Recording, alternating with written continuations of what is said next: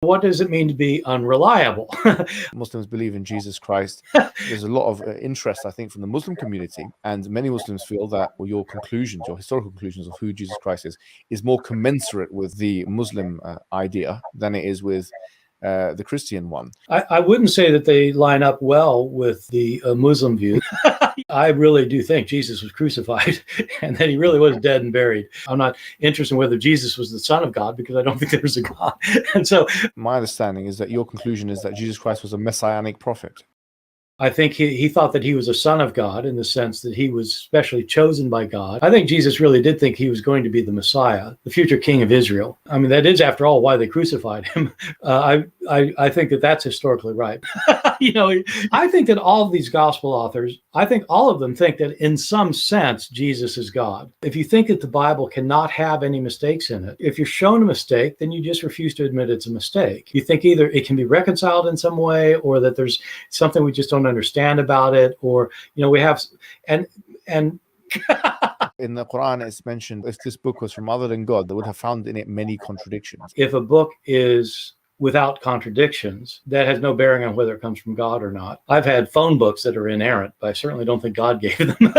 So, no, that is my view. It's a necessary condition for a book from God not to have contradictions. That's an assumption about what kind of book God could write. I know this is an important argument that apologists use for Islam. As somebody who is not either Christian or Muslim, it doesn't make sense to me for humans to say what God has to do. If God wants to make a revelation, it has to be this, this, or that. You're talking about somebody who's beyond your imagination. There has to be something within revelation which distinguishes it from human speech, so as to act as an evidence. Yes, I know that's your argument. I'm saying, who says it has to be? You are. No, yeah, exactly. Right.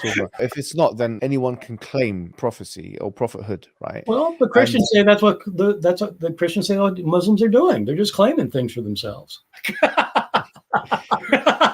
No, in the past, prophets came with kind of visual miracles. The final prophet, we believe Prophet Muhammad, he came with something that can be analyzable in our times. If it's analyzable in a sense that you can distinguish it from human speech, and so this would be the argument that we would put forward.